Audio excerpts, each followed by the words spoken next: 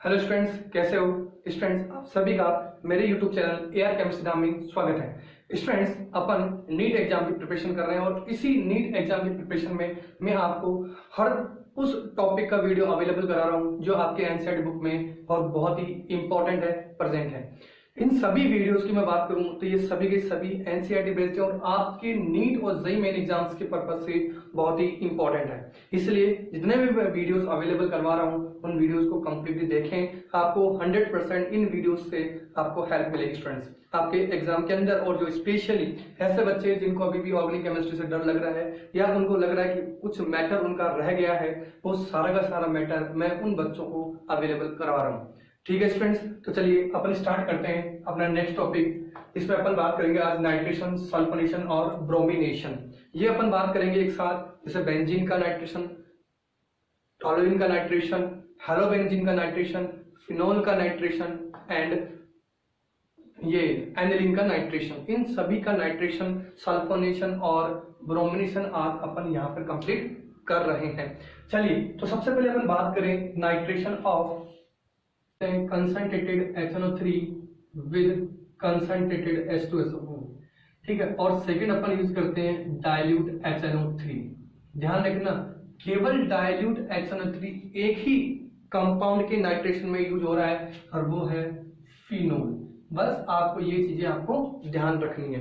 ठीक है, फिनोल में अपन नाइट्रेशन इन दोनों के प्रेजेंस में करवाते हैं, लेकिन डाइल्यूट नाइट्रिक एसिड का केवल यूज फिनोल वाले कंपाउंड के नाइट्रेशन में ही काम में लेते हैं। चलिए, तो सबसे पहले अगर अपन बात करें बेंजीन के नाइट्रेशन की, तो देखो नाइट्रेशन से जो इलेक्ट्रोफाइल बनता है वो अपने को मिलता है Na2+। ये अपने पास क्या है, एक इलेक्ट्रोफाइल है जो नाइट्रेशन के दौरान काम में आएगा। और आपको याद हो तो मैंने ये जो रिएक्शंस बताई है, नाइट्रेशन, सल्फोनेशन और हैलोजिनेशन, ये कौन से टाइप की रिएक्शन मैकेनिज्म थी? ये थी aromatic electrophilic substitution reaction mechanism थी। चलिए, सबसे पहले अपन बात करें बेंजीन की, दूसरी में बात कर रहा हूं हेलोबेंजीन की, तीसरी में बात कर रहा हूं टॉलुइन की, और चौथा में बात कर रहा हूं एल्कोक्सीबेंजीन। इस एल्कोक्सीबेंजीन में ये जो R है वो मिथाइल भी हो सकता है, ये जो R है वो इथाइल भी हो सकता है। तो यहां पर मैंने इन सभी कंपाउंड के रेस्पेक्ट में मैंने डाला concentrated HO3 with concentrated H2SO4। और अपन जानते हैं कि इस रिएक्शन का जो इलेक्ट्रोफाइल है वो इलेक्ट्रोफाइल अपने को क्या मिलेगा, NO2+। जो इलेक्ट्रोफाइल क्या करेगा, इस बेंजीन से, इस हेलोबेंजीन से, टॉलुइन से और एल्कोक्सीबेंजीन से ARSE देगा। और ये क्या बनाएगा वो देखते हैं अपन।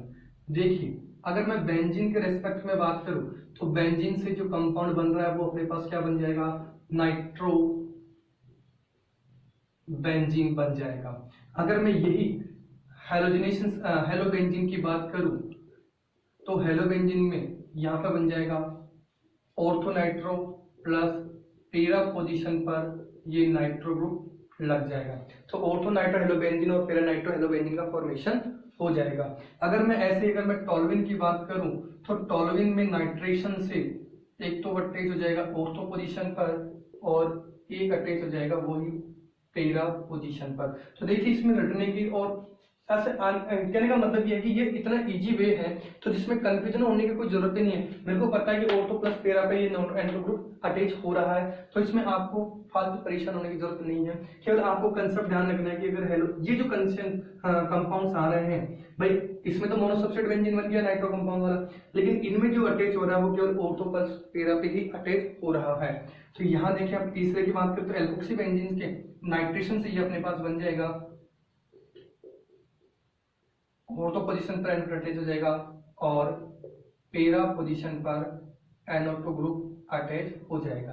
तो जनरली अगर मैं बात करूं बेंजीन की, देखो ये जो रिएक्शंस अपन देख रहे हैं वो बेंजीन की देख रहे हैं, हेलोबेंजीन की देख रहे हैं, टॉलुइन की देख रहे हैं और फिनोल की देख रहे हैं और एनिलीन की देख रहे हैं। तो देखो, चार कंपाउंड्स अपन डिस्कस कर लिए हैं। इसमें एल्कोक्सीबेंजीन, भी यूज कर रहे हैं। अब बच रहा है अपने पास फिनोल प्लस एनिलीन। यहाँ ये नाइट्रेशन, इन दोनों का नाइट्रेशन हो, सल्फोनेशन हो या ब्रोमिनेशन हो, तीनों के तीनों इन कंपाउंड्स के लिए इंपॉर्टेंट है स्टूडेंट्स। चलिए, तो यहाँ तक आपको नाइट्रेशन समझ में आ गया होगा। चलिए आगे बात करते हैं अपन रिमेनिंग जो दो कंपाउंड है फिनोल और एनिलीन का। तो देखिए, मैंने ले लिया फिनोल।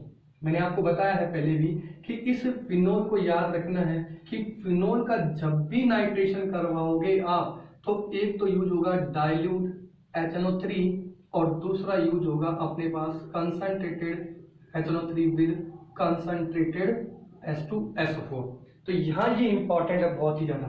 तो यहाँ जो प्रोडक्ट बनेगा अपने पास, वो तो बनेगा अपने पास ऑर्थो नाइट्रोफिनोल प्लस पेरा नाइट्रोफिनोल। लेकिन जो यहाँ जो प्रोडक्ट बनेगा, वेरी वेरी इंपॉर्टेंट, यहाँ ये कहा जाता है कि इसकी ऑर्थो और पेरा पोजीशन, दैट मीन्स 2 और 4 पोजीशन पर, 2, 4 और 6 पोजीशन पर तीनों जगह NO2 ग्रुप अटैच हो जाता है। और ये जो बनने वाला कंपाउंड होता है वो कहलाता है पिक्रिक एसिड, या मैं कह दूं 2,4,6 ट्राइनाइट्रोफिनोल। तो इस तरह से आपको याद रखना है कि फिनोल का नाइट्रेशन केवल डाइल्यूट HNO3 और कंसंट्रेटेड HNO3 दोनों के साथ देता है, और यहाँ डाइल्यूट के साथ में ऑर्थो प्लस पेरा प्रोडक्ट देता है, जबकि कंसंट्रेट के साथ में 2,4,6 ट्राइनाइट्रोफिनोल देता है। ये बात आपको याद रखनी है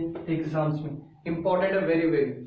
लेकिन अगर मैं यही नाइट्रेशन की बात करूं एनिलीन वाले के लिए, तो नाइट्रेशन की बहुत ही इंपॉर्टेंट स्टूडेंट, और इसमें ये कहा जाता है कि जो NH2 ग्रुप है, ये NH2 ग्रुप जैसे ही, सॉरी, ये एनिलीन जैसे ही नाइट्रिक एसिड के कांटेक्ट में आएगा, ये ortho product plus Meta product plus पेरा प्रोडक्ट तीनों का मिक्सचर बनाता है।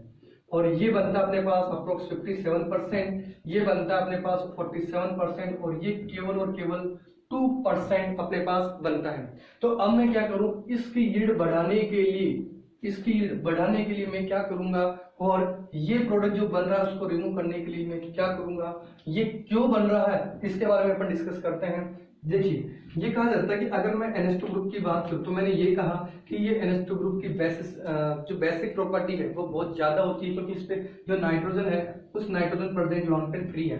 तो जैसे ये नाइट्रिक एसिड इसको H+ देगा, ये इस H+ को एक्सेप्ट कर लेगा और एनिलीनियम आयन बना लेगा, NH3+ बना लेगा। अब देखिए, ये जो ग्रुप है वो एक इलेक्ट्रॉन विड्रॉइंग ग्रुप की तरह काम करेगा, जो इस बेंजीन की रिंग को डीएक्टिवेट कर देगा। तो अब जो इलेक्ट्रोफाइल है वो उसके ऑर्थो और पेरा पोजीशन पर अटैक नहीं कर पाएगा। तो इसके लिए अगर मैं ये कहूं कि इस NH2 ग्रुप का प्रोटेक्शन कर दिया जाए, और उस प्रोटेक्शन कराने के बाद में नाइट्रेशन करवाया जाए, तो जो पेरा प्रोडक्ट है उसकी यील्ड जो होगी वो बहुत ज्यादा ऑब्टेन होगी। तो मैं क्या करूंगा, इसको पहले इस नाइट्रेशन HN3 के प्रेजेंस में नाइट्रेशन कराने के से पहले मैं उसका प्रोटेक्शन कराऊंगा एसिटिक एनहाइड्राइड की प्रेजेंस में। और ये एसिटिक एनहाइड्राइड के साथ में pyridine ले रहे हैं अपन, तो ये क्या करेगा, ये NH2 ग्रुप इस एसिटिक एनहाइड्राइड पर अटैक करेगा, ये पाई बॉन्ड उठेगा, ठीक है। फिर ये नेगेटिव चार्ज देखो कैसे हो रहा है, ये देख लेते हैं अपन एक बार। ये NH2+ हो जाएगा, और ये ग्रुप इस तरह से अटैच हो गया नेगेटिव, ये CH3 उधर O, C double bond O, CH3। अब क्या करेगा, ये ग्रुप यहाँ आएगा और इस ग्रुप को रिमूव कर देगा, ठीक है। तो ये हो गया न्यूक्लियोफिलिक एडिशन एलिमिनेशन, और यहाँ से ये एसिटेट ग्रुप बाहर, और यहाँ से ये H+ बाहर, तो ये एसिड ग्रुप बाहर निकल जाएगा, ठीक है स्टूडेंट। और अपने पास बन गया ये कुछ इस तरह का कंपाउंड। देखिए गौर से, इस कंपाउंड को देखो एन फिनाइल एसिटामाइड, एक तो क्या नाम दे रहा हूं इसको, एन फिनाइल एसिटामाइड नाम दे रहा हूं, या इसी को एसिटेनिलाइड भी कहते हैं, एसिटेनिलाइड भी कहते हैं। अब देखिए, यहां अगर मैं इसका नाइट्रेशन कराता हूं, इस कंपाउंड का नाइट्रेशन अब करवाता हूँ। तो देखो यहाँ पर अब ये जो लोन पेयर है, क्योंकि ये जो CO ग्रुप है वो आने वाले इलेक्ट्रोफाइल को यहाँ बाइंड कर लेगा, तो यहाँ पर ये जो लोन पेयर है वो अब अपने को इजीली अवेलेबल है इस बेंजीन रिंग के साथ रेजोनेंस करने के लिए। तो देखो जैसे ही ये नाइट्रिक एसिड के साथ में ये इलेक्ट्रोफाइल देगा, ये इसका ortho product plus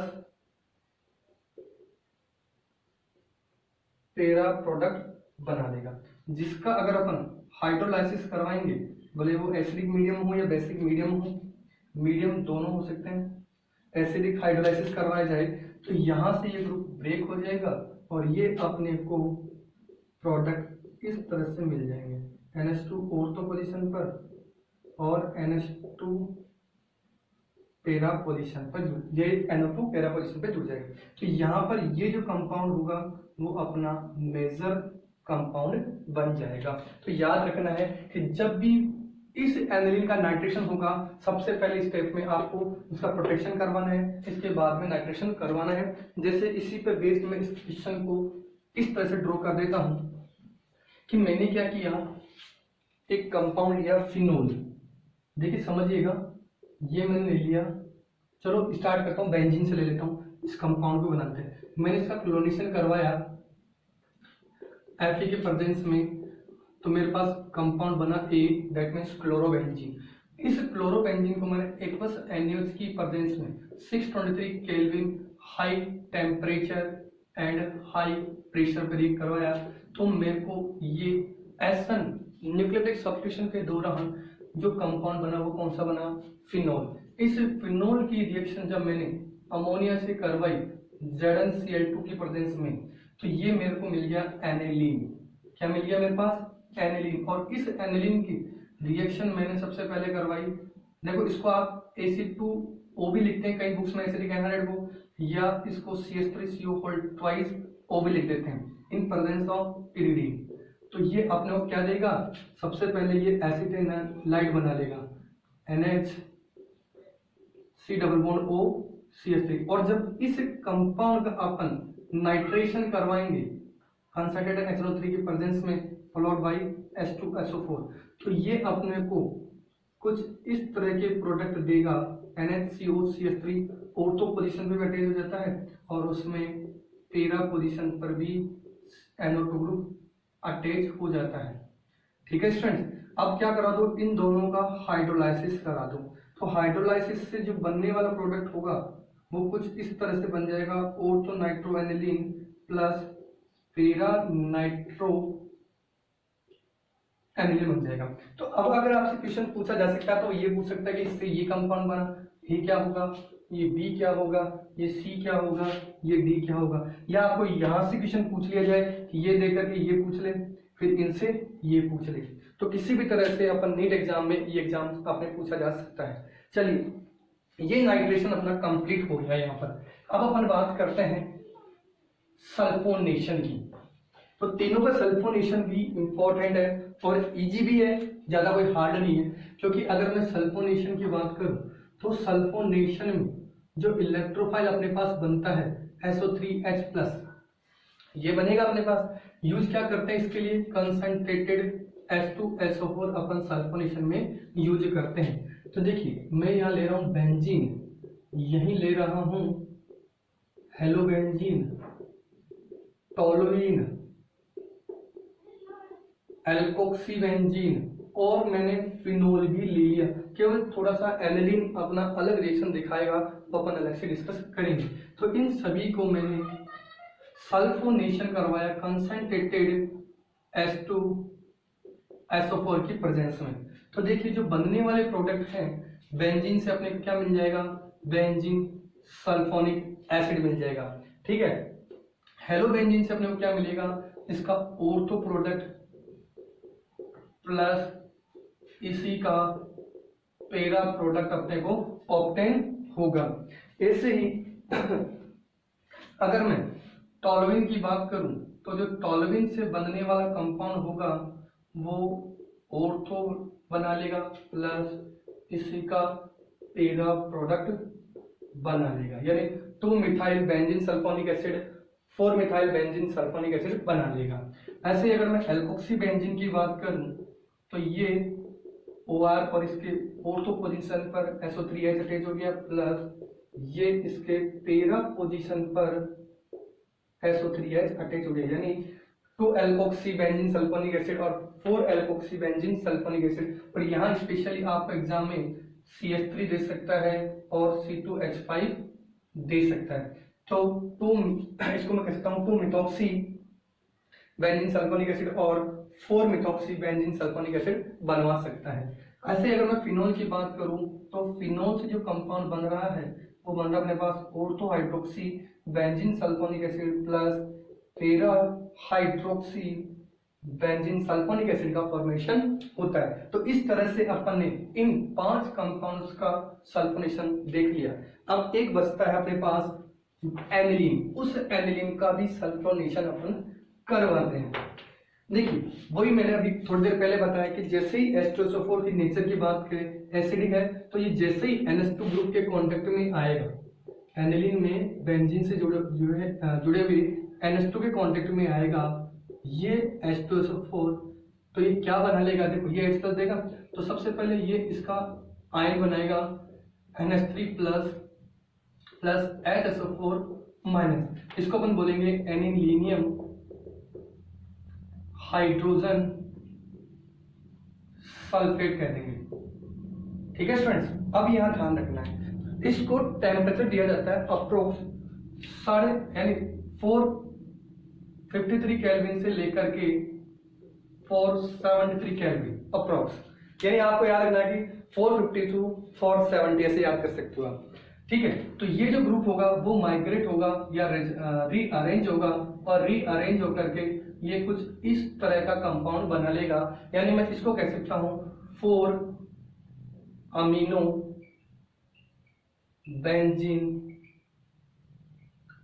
sulphonic acid बना लेगा।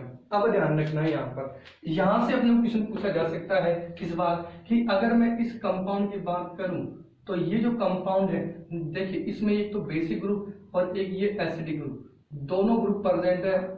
ठीक है स्टूडेंट, तो यहाँ पर ये एक डाइपोलर स्पीसीज का फॉर्मेशन कर सकता है। वो कैसे, ये H दे और ये इस H को एक्सेप्ट कर ले तो ये क्या बना लेगा NH3 प्लस और ये बना लेगा SO3 माइनस। तो ये जो बनने वाला कंपाउंड है वो क्या कहलाता है, ज्विटर आयन। तो ये केवल एनिलीन के सल्फोनेशन में ही पॉसिबल है कि बनने वाला जो कंपाउंड होता है वो क्या होता है, ज्विटर आयन होता है। तो ये ध्यान रखना कि ये रिएक्शन अपने एग्जाम के लिए बहुत ज्यादा इंपॉर्टेंट है, वेरी वेरी इंपॉर्टेंट। ये था अपने पास सल्फोनेशन। लास्ट रिएक्शन की अगर अपन बात करें तो वो है ब्रोमिनेशन। ठीक है स्टूडेंट्स, तो देखो आपको इजी वे में ये याद हो जाएंगे, आपको परेशान होने की जरूरत नहीं है, केवल आपको कंसेप्ट भी ध्यान रखना है और कहाँ नाइट्रेशन में और कहाँ सल्फोनेशन में कहाँ क्या हो रहा है, स्पेशली फिनोल और एनिलीन के रेस्पेक्ट में। ठीक है स्टूडेंट्स, चलिए लास्ट अपन बात करते हैं ब्रोमिनेशन की। अब देखिए ब्रोमिनेशन में भी वही अलग अलग कंसेप्ट लगा रहे हैं अपन। जनरली अगर मैं बेंजीन की बात करूं तो वहां ब्रोमिनेशन कराने में कोई दिक्कत नहीं है। हेलोबेंजीन की बात करूं तो यहाँ पे भी ब्रोमिनेशन कराने की कोई दिक्कत नहीं है। ऐसे ही अगर मैं एल्कोक्सी टोलुएन की बात करूं तो यहाँ पे भी कोई दिक्कत नहीं है। अगर मैं एल्कोक्सी बेंजीन की बात करूं तो जनरली इन सभी का ब्रोमिनेशन इजी वे में अपन करवा लेंगे। क्या करेंगे, ब्रोमीन में ऐड कर रहा हूं और सॉल्वेंट ले रहा हूं CH2। ठीक है, अब देखिए अगर मैं बेंजीन की बात करूं तो बेंजीन के रेस्पेक्ट में अपन लेते हैं, बेंजीन के जो रेस्पेक्ट है उस बेंजीन के रेस्पेक्ट लेते हैं अपन ब्रोमीन के साथ में लेते हैं अपन Fe या FeBr3 के साथ में ब्रोमीन। तो ये जो कंपाउंड बनाता है वो अपने पास बनता है ब्रोमो बेंजीन बन जाता है। अगर मैं इनकी बात करूं तो इनके लिए आप ब्रोमिनेशन कराते समय या तो सॉल्वेंट ले लो CH2 या CCl4, एक नॉन पोलर सॉल्वेंट अपन ने ले लिया। तो इससे जो बनने वाले कंपाउंड होंगे वो कुछ इस तरह के होंगे। देखिए ये X यहाँ Br2 ऑर्थो पोजीशन पे जुड़ गया और यहाँ Br2 13 पोजीशन पे जुड़ गया। देखो इसको मैं ऐसे भी लिख सकता हूँ, आप इसमें Fe और Br2 भी ऐड कर सकते हैं, ध्यान रहे, ठीक है। आगे चलते हैं। इसी का अगर मैं ब्रोमिनेशन टॉलुएंट की बात करूं तो ये मेरे को देगा ऑर्थो ब्रोमो टॉलुएंट प्लस टेरा ब्रोमो टॉलुएंट। ऐसे अगर मैं बात करूं एल्कोक्सी बेंजीन की तो ये ऑर्थो प्लस टेरा एल्कोक्सी ऑर्थो ब्रोमो एनिसोल और टेरा ब्रोमो एनिसोल या फेनिटोल देगा, क्योंकि आर की जगह CH3 या मैं क्या रख सकता हूँ C2H5 रख सकता हूँ। अब देखिए अगर मैं फिनोल का ब्रोमिनेशन कर रहा हूँ तो याद रखना क्या है, फिनोल का ब्रोमिनेशन दो तरह से लेंगे अपन, एक bromine with non polar solvent और एक bromine with polar aqueous protic solvent. कौन सा बोल रहा हूं, पोलर एक्वस प्रोटिक सॉल्वेंट, या मैं इसको कह दूं ब्रोमीन वाटर के साथ में। तो यहां तो ये इसका ऑर्थो ब्रोमोफिनोल यानी ऑर्थो प्लस टेरा प्रोडक्ट का फॉर्मेशन करता है। लेकिन अगर मैं यहां देखूं तो ये जो कंपाउंड है वो कुछ इस तरह का बनता है, यानी मैं कह सकता हूं कि 2,4,6 ट्राई ब्रोमो फिनोल का फॉर्मेशन ये करता है। तो ये याद रखना है कि फिनोल का ब्रोमिनेशन अपन किस तरह से करवा रहे हैं। चलिए लास्ट अपन बात करते हैं एनिलीन की। देखो फिनोल का भी इंपॉर्टेंट है और एनिलीन का भी इंपॉर्टेंट है अपने एग्जाम के पर्पज से।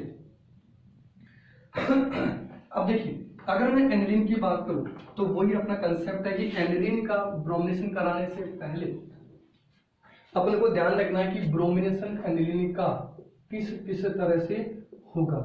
तो मैं ब्रोमिनेशन ये कह रहा हूं कि अगर मैं एक्वस Br2 ले रहा हूं या Br2 विद वाटर ले रहा हूं तो ध्यान रखना जैसे फिनोल प्रोडक्ट का फॉर्मेशन करता है एज इट इज यहाँ पर एनिलीन भी वैसे ही प्रोडक्ट का फॉर्मेशन करता है। That means 2,4,6 try bromo aniline का फॉर्मेशन करेगा। लेकिन अगर मैं जनरल ब्रोमिनेशन कराता हूं तो इसका मेजर प्रोडक्ट ऑब्टेन नहीं होता है। तो इसके लिए अपन वो ही कंसेप्ट कि पहले इसका प्रोटेक्शन करवा दो प्रिडीन की प्रेजेंस में, तो प्रोटेक्शन से ये अपने पास बन गया एसिटेनिलाइड NH C double bond O CH3, और फिर अब इसका ब्रोमिनेशन करवा दो एसिडिक मीडियम में, तो ये अपने को देगा NHCO CH3, यानी तेरा जो प्रोडक्ट है वो मेजर बना देगा, जिसका आप हाइड्रोलाइसिस कराओगे तो ये दे देगा अपने को NH2 पेरा ब्रोमो एनिलीन बना लेगा। तो आपको याद रखना है यहां पर